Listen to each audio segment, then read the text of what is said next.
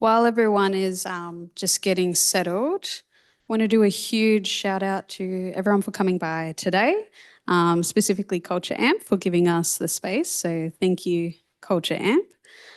Also our food providers. What's the name of them? Bubba Pizza. We love you, Bubba Pizza. Thank you. Really appreciate having the space to run early meetups. And our speaker as well. We have today Dan Camilleri. Did I say that correctly? Yeah, Dan is with us today. Dan is a UX and UI designer who is going to be chatting about accessibility in gaming.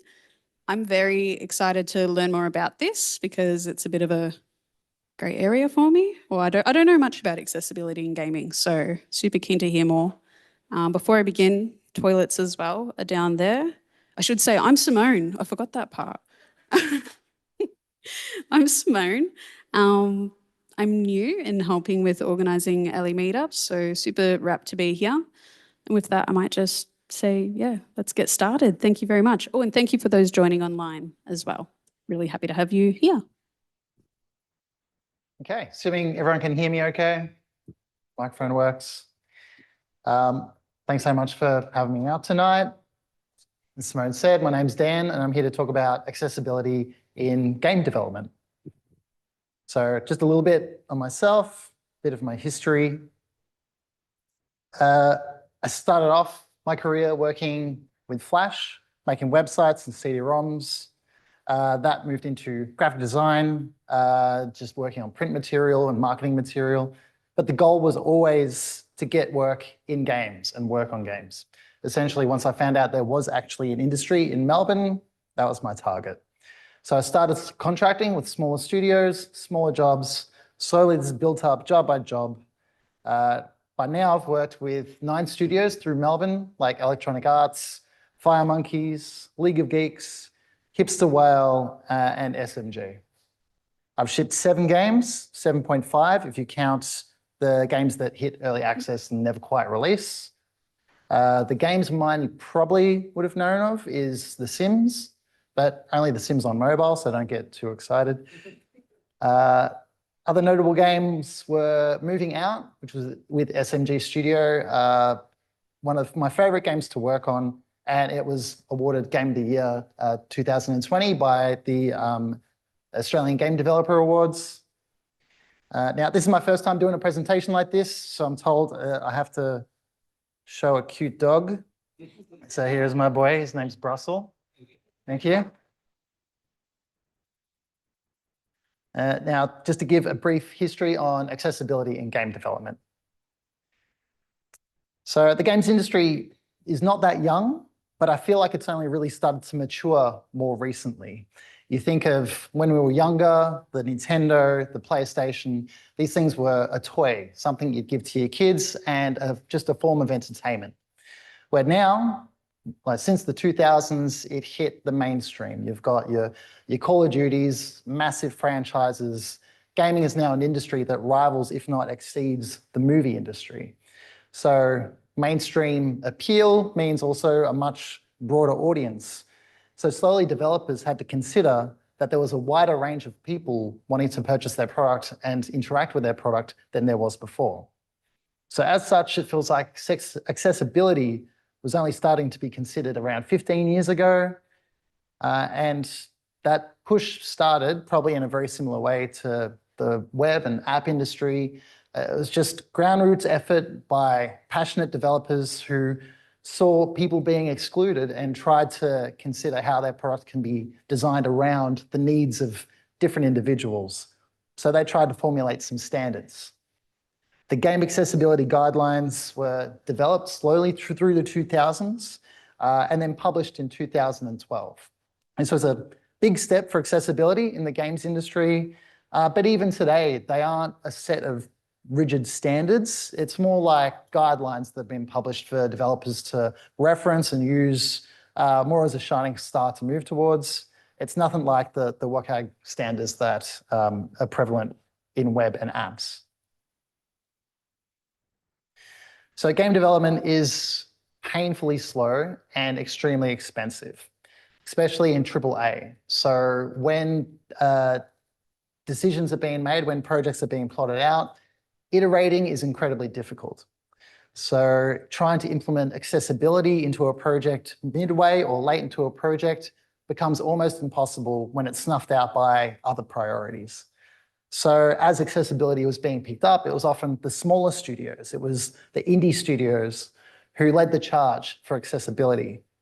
The smaller projects meant that there were smaller budgets and meant that they could turn easier and actually shift the project depending on what problems would come up. They could think on their feet without it being beholden to shareholders or monstrous profit margins. So it makes sense that puzzle games are some of the first games to include accessibility settings, mostly colorblind options. Games like Peggle and Bejeweled probably household names at this point, purely because they were casual games. They had a much broader audience than your standard hardcore AAA gamer would expect. This meant that they had to deliberately consider a much wider group of people and accommodate to their needs.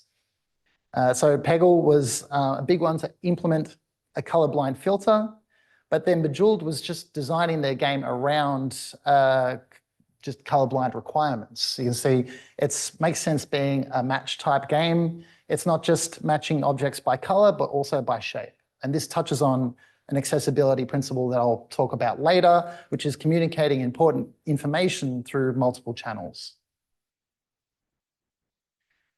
It was in 2016 that we had the first AAA studio really start to make an effort for accessibility.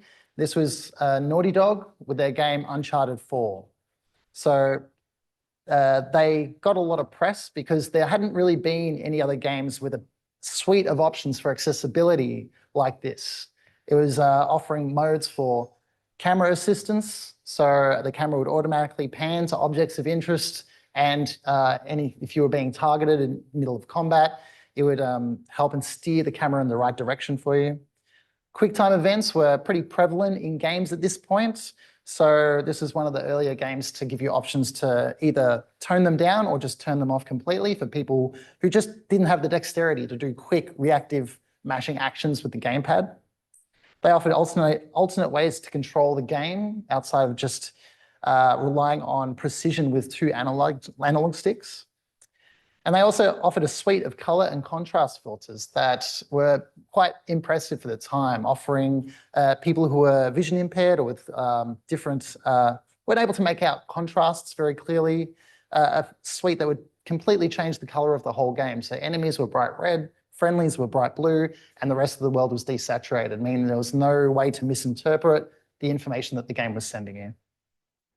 This massive effort changed public and publisher expectations, and the industry conversation slowly started to shift from accessibility being a nice thing to have to being something that should be incorporated into the core design of the game.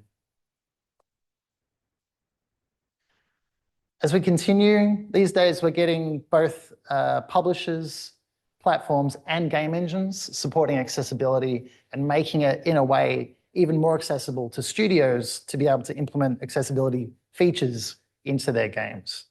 We've got platforms. The two major ones that games are developed with is Unreal and Unity engines, and they have built-in colorblind filters now, options for accessibility testing options, tools to implement subtitles a lot easier, and making it more easy for developers to have controls remapped within their game. Consoles are also allowing for custom control remapping, but at a console level, meaning instead of a player resetting the controls for every single game that they can play, at a root level on their PlayStation or Xbox, they can remap the buttons to whatever works best for them, depending on if they have maybe one hand that's more dominant than the other or a custom control, and that will be set across every game that they play.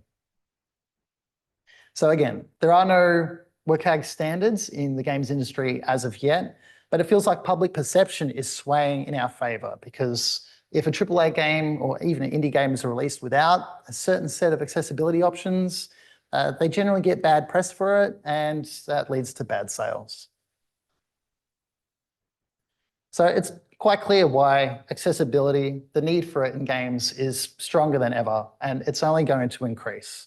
We know how important it is to people with disabilities to have access to games, as this is their means of interaction with a lot of the world sometimes. It can be their ways of socializing, their way of being competitive, interacting with others, and just being able to engage in worlds that they otherwise wouldn't have access to.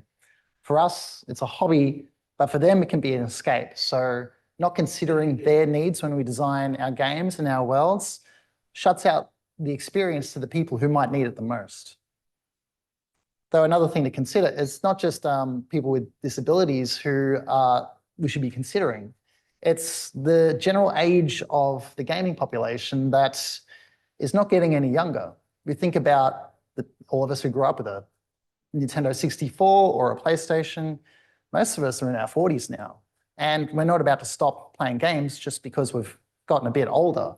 So game developers need to start considering things like a degrading reaction time, hearing, vision, just the general effects of getting older. Otherwise, a large portion of their market are just going to be aged out of the hobby, and I'm sure that's not something any of them want. So how do we make games accessible?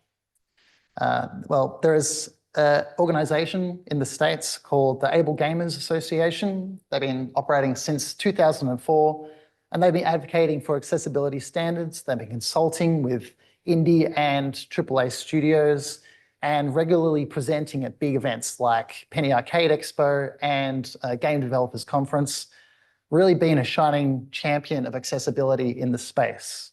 Their work has helped developers to see accessibility as a standard that they need to meet rather than just a nice to have. And one way they did this was by developing a set of accessibility patterns for developers to reference back onto. They broke these patterns down into two categories: access patterns and challenge patterns. So to talk about access patterns, playing a game is essentially a feedback loop between the game and the player. The player intends to perform an action, that is how they want to affect the game world. The game translates their action into an outcome, which is how the world has been changed by the player's input. And then the game should provide meaningful feedback to the player based on the action that was performed. So how the world has changed and how it's communicated. So for the player, if the experience breaks down if any of these steps fail. Some examples I mentioned with Uncharted 4, QuickTime events. You can imagine someone's enjoying a game, they're able to navigate the world, they're able to overcome the challenges, but then there's a QuickTime event, you have to mash button extremely quickly, otherwise you can't progress. If there is no other way around, the game stops. The player can't continue and the experience is over. So the game in that context cannot interpret the player's intention. Another example is thinking of a space combat game. You're operating in black space and is surrounded by friendlies and enemies. But the only way to determine friend from foe is with radar markings that are either red or green. But if they don't implement color blind filters or options for the colors, a player won't be able to determine friend from foe. So it makes the game essentially impossible. So that then is the game not being able to provide reliable feedback to the player on what's happening in the game world. So we need to consider, if this feedback loop is interrupted, how can we provide options for players to overcome these issues? So some ways we can consider the player's input in game design is by offering remappable controls. So this is super important, but often ignored by developers. Issue is it's very complicated to implement a lot of the time. You think of a controller scheme based on a certain context in a game. For a developer to implement a way to swap out button commands based on specific contexts, just say if you are on foot or on horseback or in a vehicle, these all change the context, and it just ends up being a very expensive task for developers to do. But simply being able to rebind keys to a player who might play with a custom controller, or they might only play with one hand, or they may have already developed their own solution to not being able to play a game correctly. If we don't let players rebind the keys, then we're just not giving them the option to even try. Offering gameplay alternatives. So as I mentioned before, being able to turn off QuickTime events in a game, thinking of ways to assist the player in aiming and maneuvering the camera, so an aim assist. Another option is providing an adjustable game speed. So a game that is quite engaging, very intense, just might be impossible for a player to experience. But if there is an option to slow it down to 90 or 80%, that can make a massive amount of difference. Suddenly they can still engage at their own level. They're still enjoying the game from start to finish.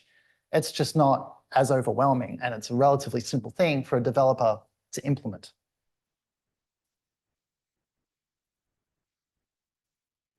Another option is adding simplified control schemes.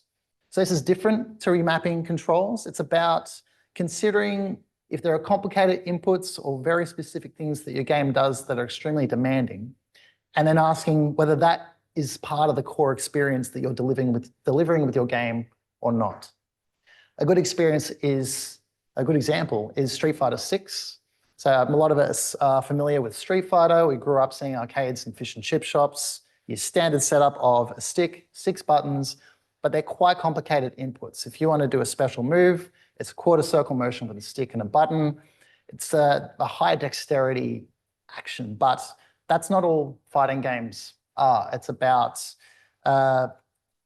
facing your opponent, considering their position, their timing, trying to read their actions, think of the strategy, knowing your moveset and their moveset. When it comes down to the simple execution of a special move, that's a high barrier of entry when it's only a small part of the gameplay. So Street Fighter offered a simplified set of controls that took a set of special moves down to single button presses, and it opened up the game to a vast number of players as a result.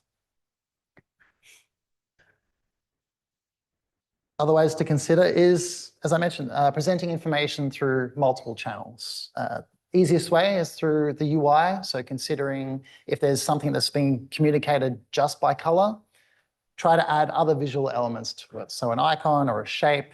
This can be or an animation, and like an alert panel that's just red is not going to be operating as much without an alert panel with an icon and some kind of other visual element. Another, obviously, sound is a great way to accompany any kind of visual elements to just make sure that players are getting as many different ways to learn what's happening in the game and that we aren't accidentally blocking out specific channels. The game Fortnite, which I'm sure a lot of people have heard of, whether you wanted to or not, is a great example. They actually developed a visual representation of the sounds that were occurring in the world space around the player. So you see the ring that's around the player there, the sound waves react more violently depending on the sounds that are occurring. And there's an icon to accompany it telling you whether it is footsteps or gunshots or explosions. And we hadn't really seen anything like this in games before. There had been indicators for if you were being shot or if there was like some kind of damage coming from a specific direction. But this completely opened up the game experience to people with any hearing impairments. It was so effective and so useful that now you see a lot of players without any hearing impairments just using it all the time because it just gives them so much more information about the game world as they play.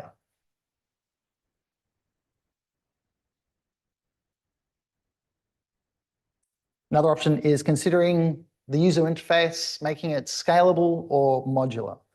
So being able to either scale it up and down, obviously for any kind of vision impairment, but also being able to move or modify the UI to suit your needs can be helpful to reduce clutter and noise. If it's very overstimulating, you can remove less essential parts of the user interface so that you can just focus on the game. But the flip of that is that if there are other options to add important information to the HUD as you're playing, then it can recontextualize the game as you're playing it. A good example is Monster Hunter Wilds has an option that you can turn on that shows you the 4 face buttons on a gamepad, but because there are so many different uses for those buttons depending on the context, it'll update the listing of each command based on that little piece of information. So X might not always be jump, it might be climb, it might be mount, it might be shoot, but it's always going to tell you what the button input is at that exact point. Another simple one is subtitles, yet a lot of developers still get it wrong. It's as simple as trying to have subtitles that are clear, legible, good contrasting panel behind the back, and let it be scalable so players can scale it to whatever size they need. But then there are other things to consider, like what kind of dialogue are we trying to translate into subtitles? Are we going to be labeling the speaker on each subtitle as it comes up? Is there ambient conversations that we need to translate to subtitles as well? So it can get a lot more complex, but we are seeing games only starting to investigate more thorough options for this, better solutions. And colorblind modes. You can see a lot of games might just offer a simple colorblind filter. You turn it on, but changing your reds to green doesn't really help the player depending on the circumstances. Overwatch did a great solution to this where they took the key colors from the user interface and then let the player change into whatever colors they needed.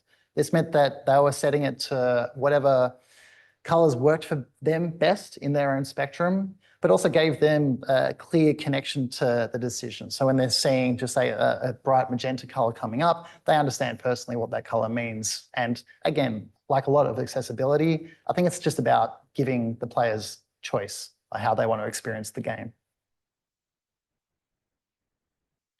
And finally, clear silhouettes and contrast. So a lot of games usually try to design inherently around making sure that their elements do stand out from the background, that important figures are clearly contrasting, they have a clear silhouette. But sometimes it depends on the game's art direction, it depends on the type of game you're trying to make. Going as far as having full color filters like Uncharted 4, it can be a bit tricky and also pushes against the game's art direction, but it's definitely still worth considering depending on the type of game that you're making and the experience that you're trying to provide to the players. So the other section of patterns that I talked about is challenge patterns. So games are often challenges. They challenge our reaction time, our logic, our dexterity, but games really have a lot more to offer than just challenge. You think about the game's narrative, the art direction, the sound design, and just being able to explore the spaces that artists and designers have spent a lot of time crafting so you can exist inside it. Physical and cognitive challenges can certainly make a game, but it can also be a massive barrier to maybe 80% of what's being put together. So challenge patterns ask developers to consider ways that players may be challenged with their game that could be invisible to them. So ways that we can consider cognitive challenges is providing options to skip difficult levels. So difficulty spikes come up a lot in video games, but if they're not designed, they can be unpredictable, and it really also depends on the player. Like one player might breeze through a certain section, another player might find it a massive roadblock.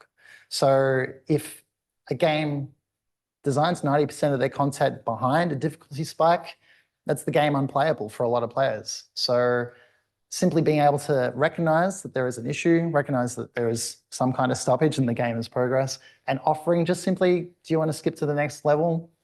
It seems like it's, again, about just offering choices to the player. Ways to consider cognitive challenges is contextual difficulty. Tomb Raider did a fantastic job of this in terms of understanding that different players are getting different things from the game. There might be players who love the exploration, but just aren't great at the shooting or the puzzle games. The flip might be opposite. Some games might love the combat, but just aren't big on puzzles. But if we put a menu at the start of the game that says easy, medium, hard, and you only have the choice between all of them, it kind of might solve the problem for one of your issues, but then completely ruin the game on the thing that you actually wanted to enjoy. So breaking the difficulty down and letting the players choose for their own experience is what I feel one of the best ways to address this issue. For cognitive challenges, checklists for recall. This should really just be good UX in general, because when you're doing lots of different quests, having it written down somewhere to refer back to is going to be incredibly helpful, especially if it's quite a long, like maybe 60 to 80-hour game. But you're also seeing games focus on this for the narrative elements as well. The characters who are keeping a journal, and it means that if you've had certain conversations or important plot beats have happened maybe 30 hours previously in your gameplay experience, you can refer back and see that and keep track of it. So again, it's just taking the load off the player where they might otherwise be lost to what's happening later on. Another way is letting players undo their mistakes. So people usually learn by doing, and tutorials are there, but a lot of people get impatient. We just skip through.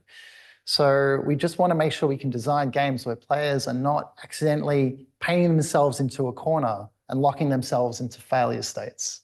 Certainly some games need to have failure as a condition, but it's about making sure that maybe a long gameplay session or something that is going to be quite difficult to come back from hasn't been done without the player at least being aware of it. It's trying to make sure that massive roadblocks don't come in without it being worth the effort, I'd say.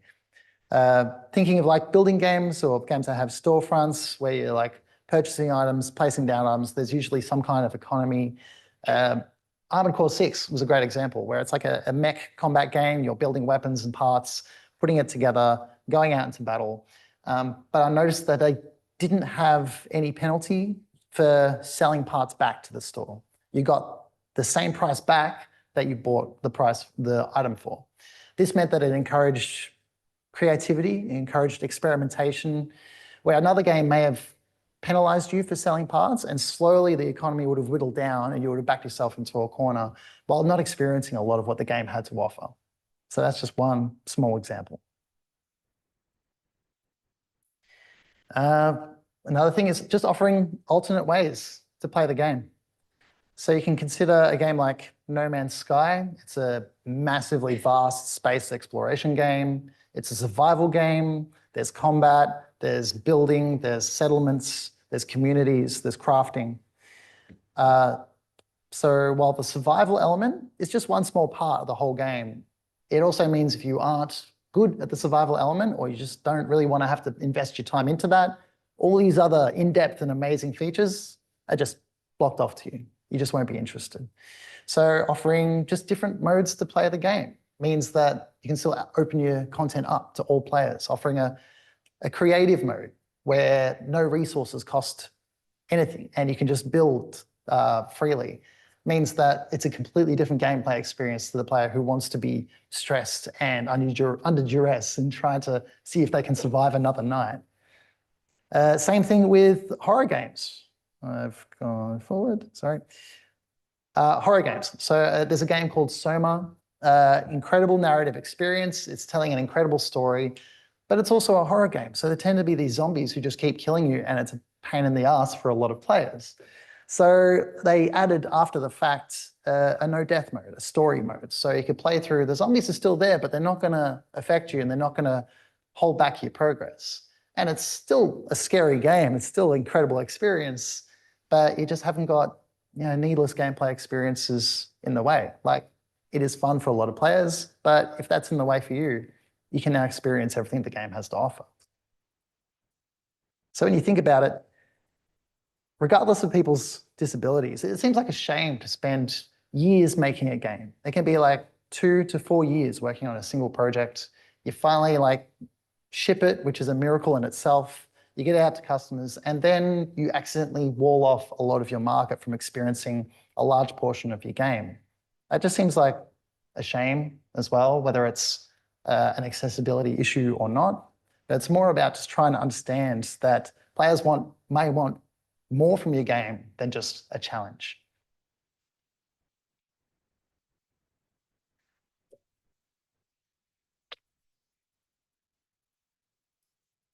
An example I want to talk about is the indie game called Celeste. It is a punishing platformer, but it set an incredibly high bar where Uncharted 4 had some technically impressive accessibility features that were visually appealing. Celeste's accessibility suite were a lot deeper and had a lot more thought put into it, I feel. So despite the fact that the game is punishing, its theme is overcoming adversity through persistence, it still found a way to integrate accessibility options without compromising its integrity, and did this by adding an assist mode. So options to just simply toggle on and off the character's stamina, being able to slow the game speed, being able to skip difficult levels, or just simply having an invincibility mode where obstacles can't kill you. Now, these could be turned on or off at any point in the game. If you were struggling with a specific level, turned on one of these features and finished the level, it didn't hold back your progress. It didn't consider it cheating, and it let you continue through to the rest of the game. So it just simply had this suite of options available to you at all times, just to give you the choice of how you wanted to play. And the thing that Celeste did well was frame the messaging around these options. When you go to first access this menu, there's a pop-up and it explains to you that while this is not the intended way to play the game, it is also still a completely viable way to play the game. It's your choice, and how you want to complete the game is up to you. The save file gets tagged with a little icon to let you know that you've used assist mode on this save run. But outside of that, there's no other penalty, and you can continue through to the rest of the game without any issue. So normally things are like easy mode, baby mode, or cheats as well. There's a lot of negative connotations to it, and Celeste was one of the first games to really put a positive light on just simply giving the players choice. Another example is Moving Out by S&G. This is a game that I had the pleasure of working on, and we released in 2020. It was a fantastic experience because the studio was super supportive of accessibility options right from the beginning. We're all involved with designers and programmers on how we can address certain problems and different ways that we can match games like Celeste, which was a massive inspiration for us with this accessibility push. Really, we just wanted everybody to be able to enjoy the game that we were making. So some of the core accessibility considerations that were in the game design was just not worrying about a colorblind filter, but designing the UI and different elements to communicate things through multiple channels, so color and shape and sound as well. Focusing on contrast, so important items had a colored key line that would appear so that you knew which were the things that you were chasing in the game. We added a suite of toggleable accessibility options. So while the game, its main focus is picking up furniture and moving it out of the house to get it into the truck, which means a lot of the time you're just holding the hold button. And we thought, well, we can get around any kind of dexterity issues by offering that to be a toggle as well. Simple push the button to pick up an item, push it again to put it down. Also offering remappable controls, scalable subtitles, scalable UI.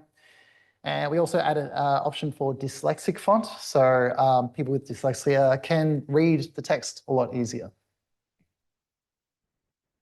And we added an assist mode. Again, we were very heavily inspired by Celeste and the work that they were doing, so we chose to do something similar.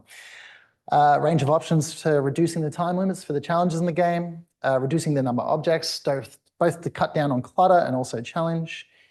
And while the game is a co-op game, larger objects are meant to be carried by 2 people. You can toggle that option off, so you can just carry those large objects by yourself. Again, similar, like if you're playing assist mode, that level gets tagged with a specific medal, but the game is about collecting as many medals as you can, and these medals still count towards your total. So we didn't want to penalize the players in any way for how they wanted to play the game. Added benefit of this, which was unexpected, is that while we're getting a lot of feedback for accessibility standards, there was also feedback from families with young kids, where they were telling us normally they wouldn't be able to play with young toddlers, but the settings that they could turn on meant that kids were able to kind of join in with the entire family, and it made it an incredible experience. So that was some unexpected but good feedback from our work on this. And our publisher, Team 17, they were so happy with the features they were implementing, they decided to market the game around these features as well. So I can show off a small trailer that kind of covers the accessibility features and what we implemented. That's assuming the YouTube link would embed. Maybe not. Maybe not.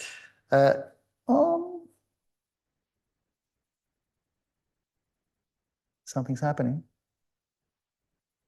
We're getting pop-ups.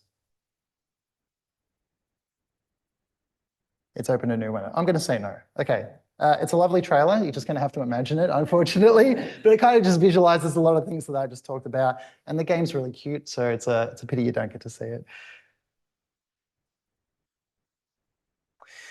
Now, the discourse. Now, there's a lot of conversations that happen around accessibility, usually anytime a difficult game comes out. Now, the problem is we're all usually talking to gamers, and gamers can be difficult in their own way.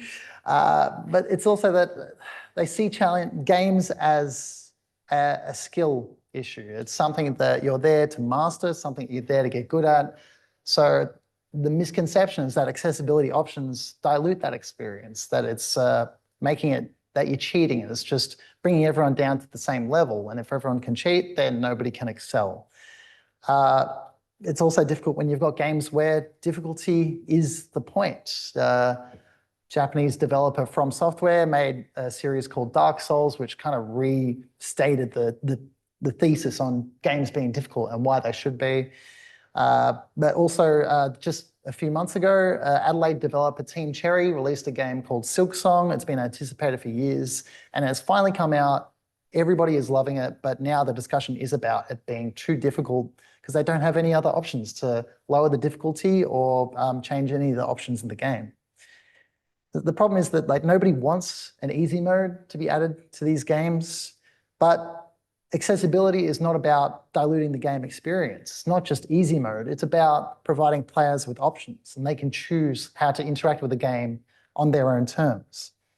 You've got to consider the barriers in our games and say, is this core to the experience or is this just a bottleneck? And could there be ways that I can provide ways around this?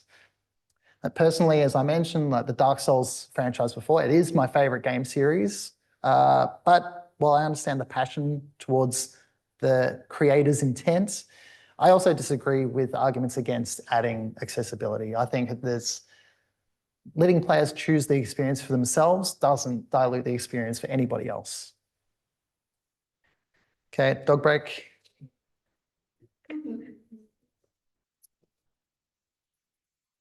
Okay, so how do we advocate for accessibility in game development? I imagine probably the very same way that all of you advocate for accessibility on your own projects.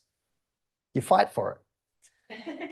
You got to try and make allies wherever you can. You got to push for whatever's right. You got to try to help them envisage the range of end users. And if that fails, just tell them that they can make more money by selling to more people. So games, they're fun to play, but admittedly, they're a nightmare to work on. It feels like you're steering a ship, except you don't know where the ship is going, but it absolutely has to make it there in 2 to 3 years. And if it doesn't get there, then it's going to be cancelled and you're going to lose your job. And then you're going to have a black hole in your resume that you can't explain because you're still under an NDA. So to say that, I've never been on a game that hasn't been overscoped and under pressure. It's unfortunate. So it's always going to be a fight for resources. So the main push is get people on board as early as possible. Things you need to consider is the hardware limitations. So games are limited by the platforms that they're on. The PC is probably the best thing to work on because you can access specialty hardware, third-party software. There's some amazing technology for eye tracking that can operate as a mouse and then a range of custom controllers because it is an open platform. Mobile has surprisingly good accessibility suite, like there's a lot of options on there, but it's also dependent on the platform. When you're on Apple or Android, you might get some inconsistencies, so you need to design around that. But when you're on consoles, they are very insular. It's a closed platform. You can't add any other software. So you're kind of only really working with what they have. And it's just lately that they're starting to catch up with options. So really, you just need to scope the accessibility work as early as possible. Create advocates early. You got to try and get the entire team on board. And that is about building accessibility into the core foundations of the game.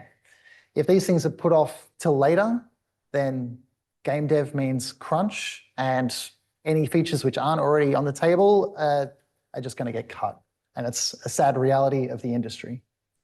But bringing everybody into the conversation means that you're also going to get a range of perspectives, which means a range of solutions as well. You think of the UI designers will focus on communication, interaction.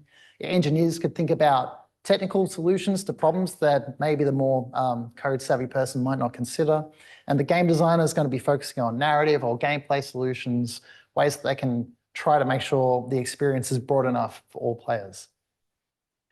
Hackathons would be a great experience as well. I think getting accessibility game jams means that the whole studio is thinking together in creative and interesting ways on not even just accessibility solutions, but trying to identify accessibility problems that may not have been visible otherwise. You consider the Fortnite example I showed before. It's such a unique and creative solution. I would assume that it'd come out of a game jam where someone just was passionate about the idea and was given the time and the resources over a week just to dive in and give it a shot. So basically, accessibility in game development, it's not a one-size-fits-all issue. Like the range of problems that we're trying to solve can be as broad as the number of games that there are and the type of players that there are.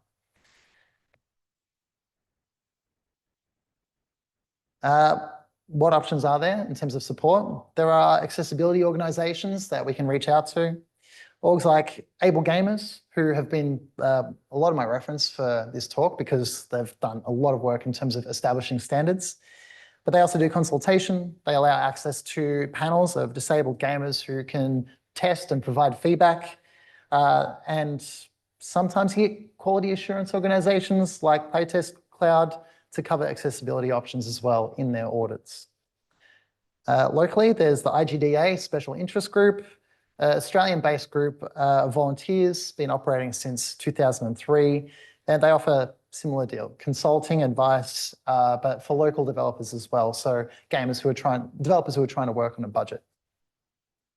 There are lots of references online, specifically sites like Can I Play That, where they review games based on their accessibility standards. So in terms of just what standards you're trying to meet, but also where other games are failing, it can be a fantastic reference and resource for a lot of people.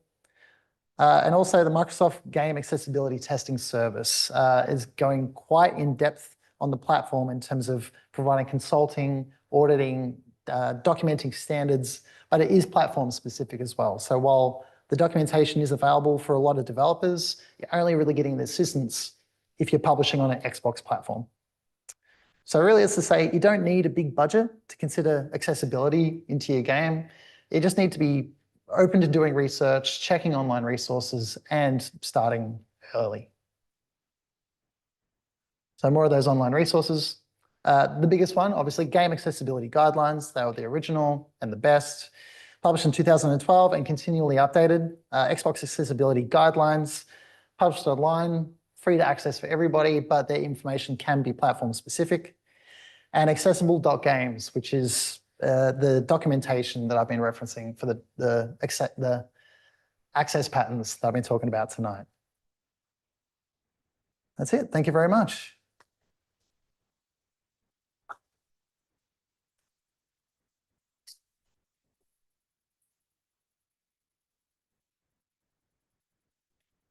Hello? Sweet.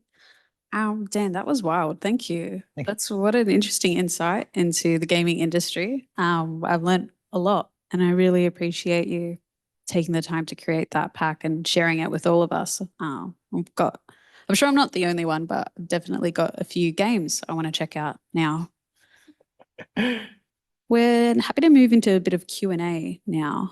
So if anyone did have any questions, feel free to let me know and I can bring the mic over to you. While you're thinking, I did have a question. Sure. In America, are there different regulations or guidelines requiring accessibility standards in gaming compared to Australia, or is it kind of the same globally? It's the same globally, yeah. Being like the main game developers and publishers, that's the one, yeah. You're getting Activision, EA, they're massive American companies. So if the standards kind of get applied to them, that they'll get applied probably to the rest of the industry. But they just aren't there yet, I feel.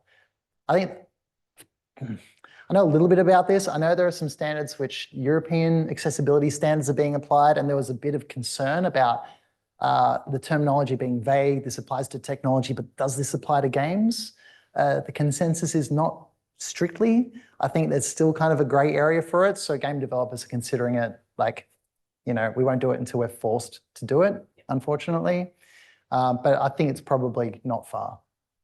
Yeah, I agree. Yeah. Definitely a space to watch out for. Thank you for that. No, that's right.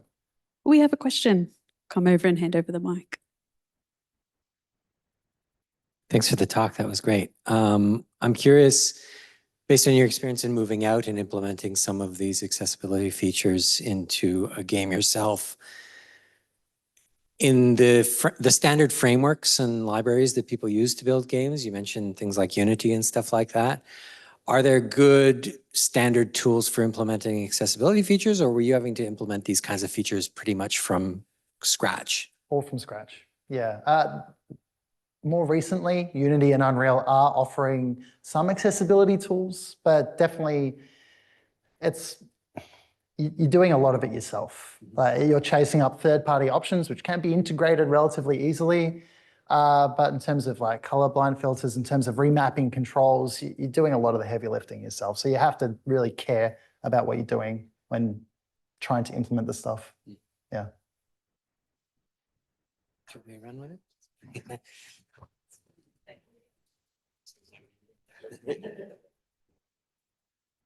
Super, thank you. Great talk, really enjoyed it. How do you, let me start again. So some of these interactions that you've kind of shown are quite rich and they're quite complicated. How do you kind of communicate with developers how you want it to work and how it should be interactable with?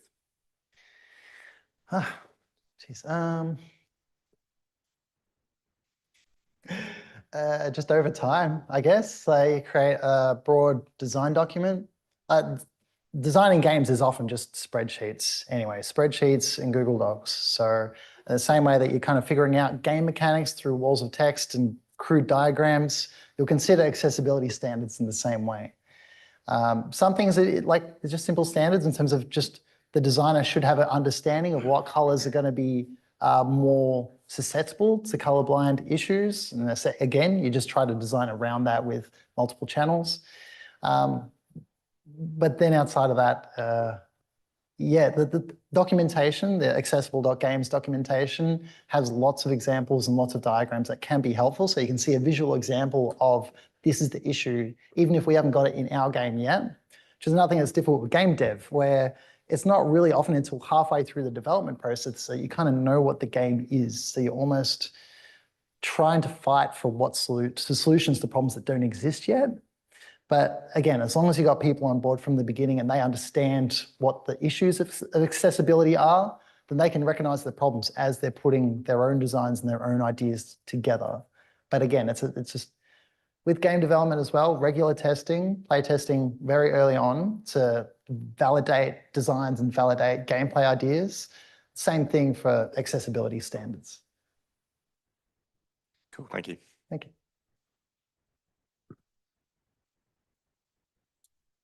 Sorry. Great talk.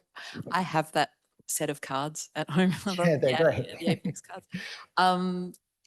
I noticed a lot of the setup for the assist settings and the accessibility settings, they're in menus. Yeah.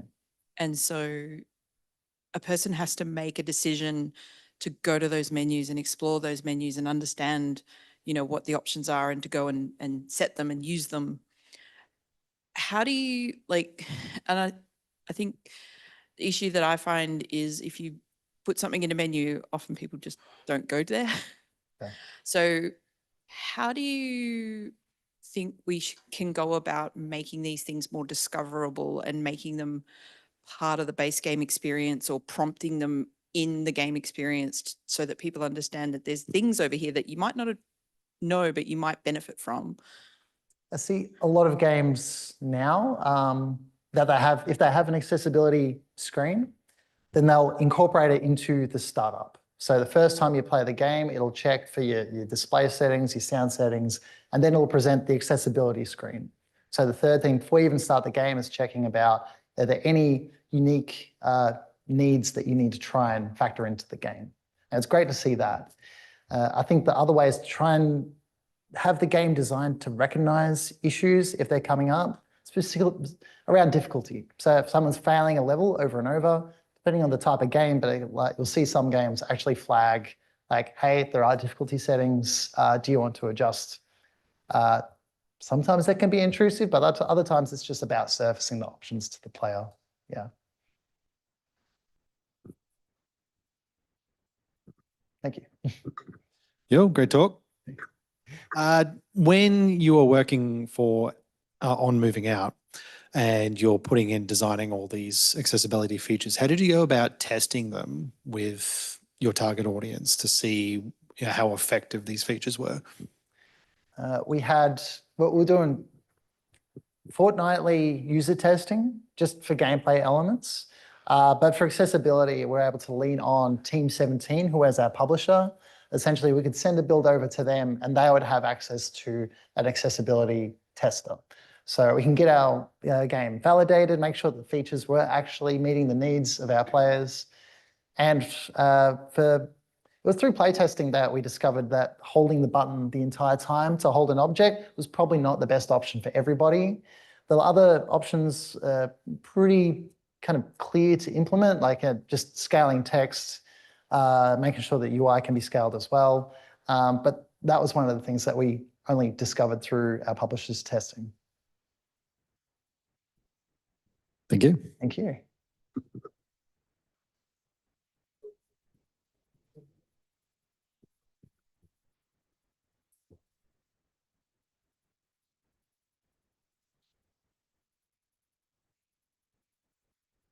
Hello.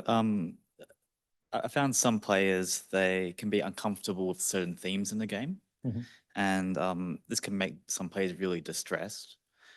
Have you ever worked on ways to sort of work around things that might be very distressing for a certain player?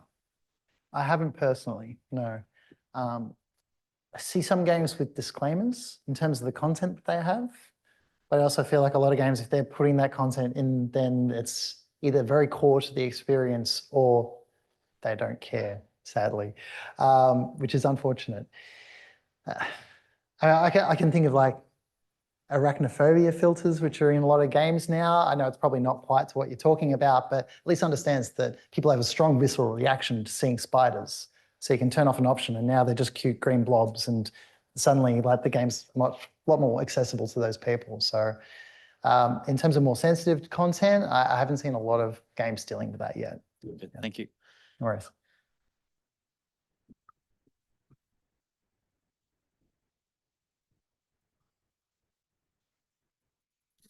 Great talk. So you mentioned a few games in your talk just then. Fortnite being one of the, I guess, more obvious kind of mainstream, for lack of better words. What are some other kind of sort of bigger mainstream games do you think that are doing accessibility well? There's a game called Rocket League. So it's a competitive racing game. Essentially, you're playing soccer with cars that have rockets attached to them. It's amazing.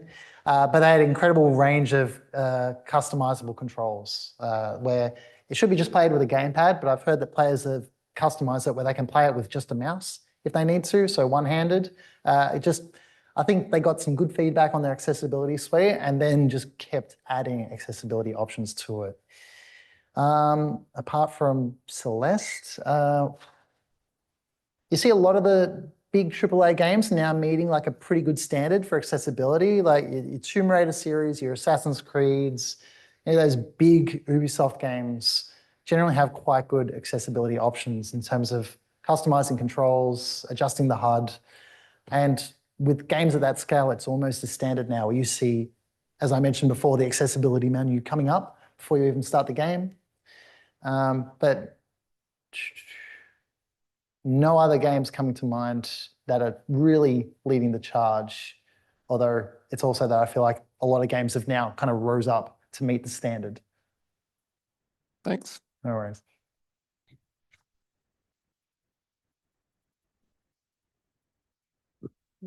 All right. Just to add on for arachnophobia mode, this is one of my favorite accessibility settings that I've found playing Hogwarts Legacy. Mhm. You can enable arachnophobia mode, and all of the spiders then get roller skates for their feet, and their eyes become really big and cute. And for any Harry Potter nerds, that's an Easter egg, because in the story, when the character Ron is confronted with a boggart of a spider, he fixes his, or makes it less scary by adding on rollerblades to the spider. So cool little Easter egg there. But yeah, I think that wraps up questions. Thank you so much, Dan. That was super insightful. And to everyone attending, this was really, really fun. I think now we've got about half an hour more to enjoy some pizza, have some chats. But yeah, once again, thank you. That was a really great talk. I've learned a lot.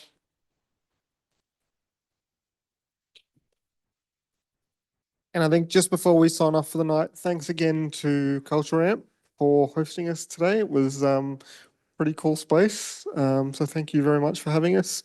Bubba Pizza, I think, supplied the food, and Intopia sponsored food and drinks. So thank you all very much for supporting us, and thank you all in the room here tonight and anyone watching online for taking part.